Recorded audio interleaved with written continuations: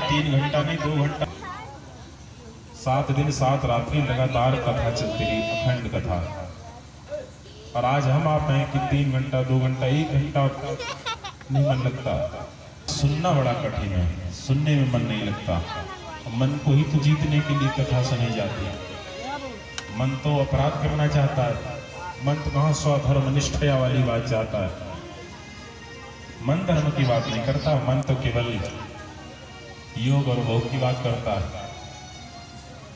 जय राम जय जय राम, श्री राम जय राम जय राम, श्री राम जय राम जय राम, जय श्री राम जय जय सिया राम,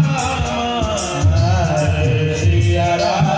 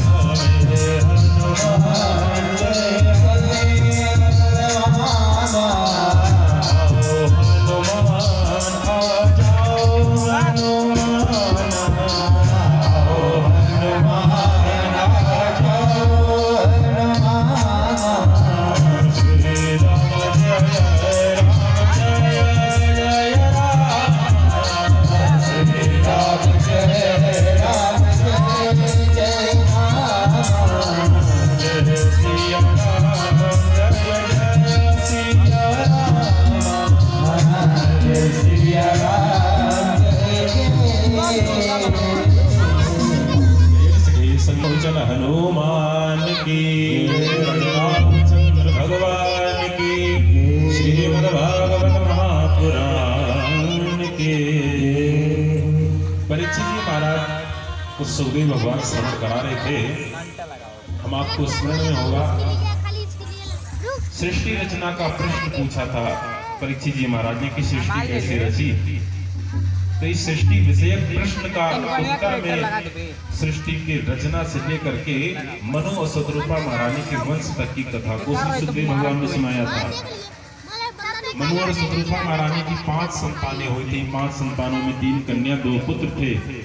हम आपने आकुति की विवाह की कथा सुना था, प्रसूति की वंश परंपरा को सुना था, और मंझली कन्या देवहूति की विवाह की कथा सुना था, जिनमें कपिल भगवान प्रकट हो गए। ऐसे भगवान के मनु शत्रुपा की 5 संतानों में 3 कन्याओं की वंशावली को श्रवण करने के बाद परीक्षित जी महाराज ने पूछा कि आगे इनके 2 पुत्र भी थे मनु महाराज के, तो उन 2 पुत्रों का क्या हुआ। तो बोले इन दोनों पुत्र में दोनों का नाम हम आपको स्मरण होगा, प्रियवत उत्तान पादो शशि अमृता ममा। करदम जी महाराज से विवाह हुआ था माता देवहूति का। उनकी पावन वंशावली को कहने के बाद प्रियोद उत्तानपाद की कथा गाने में श्री सुखदेव भगवान ने महाराज उत्तानपाद की कथा को स्पष्ट किया, जिसमें भक्त का प्राकट्य होना है। कौन से भक्ता? कथ सुधरू जी महाराज का।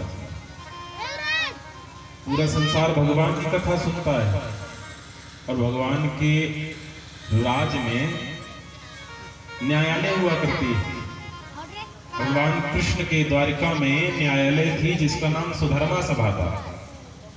तो प्रश्न उठता है कि भगवान के राज्य में तो कोई दुखी नहीं होना चाहिए, तो फिर भगवान के राज्य में न्यायालय क्यों, कोर्ट कचहरी क्यों? तो बोले भगवान उस कोर्ट कचहरी में कोई अपराधी है ही नहीं, कोई अपराध होता ही नहीं भगवान के राज्य में, इसलिए किसी को दंड देने के लिए नहीं। उस सभा में भगवान बैठते ताकि सब अपनी अपनी बात कहें, चर्चा कहें, कथा कहें।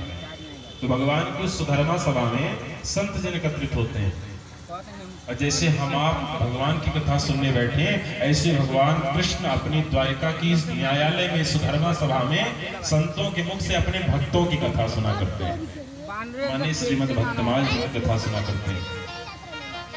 भक्तमाल जी की कथा से बहुत सारे लोग अपरिचित हैं। भक्तमाल जी में भगवान के उन भक्तों की कथा जिन्होंने इसी युग में, इसी कलयुग में ही भक्ति के बल पर श्री भगवान की प्राप्ति की। जैसे माधोदास जी महाराज, बंदा घुसल जा भक्तमाल जी में उनकी चर्चा है। माधोदास जी महाराज जगन्नाथ भगवान के बड़े ही परम भक्त हैं। माधोदास जी ने जीवन में अपनी एक नियम बना रखा। पहले तो उन्होंने घर से निकलने का बहुत प्रयास किया कि भगवान का भजन होगा, लेकिन जब जब घर से निकलने की सोचे तब तक पत्नी का चेहरा दिख जाए, बालक दिख जाए, तो सोचते थे कि बच्चों का पोषण कौन करेगा, तो यही सोच सोच के रुक जाते थे माधोदास जी महाराज। फिर खेलते हो। और एक दिन किसी संत से ही मिलना हुआ माधोदास जी का, तो उस संत ने माधवदास जी से कहा कि तुम क्या कर रहे हो, तो बोले बच्चों की पोषण की व्यवस्था। अपने ग्रुप में रख लेते। तो बोले बच्चों की पोषण की व्यवस्था तू क्या कर सकता, तू अपने पोषण की व्यवस्था नहीं कर सकता। इस ब्रह्मांड में चींटी से लेकर ब्रह्मा तक के पोषण करने की व्यवस्था विश्वम्भर भगवान करते हैं। अखिल कोटि ब्रह्मांड में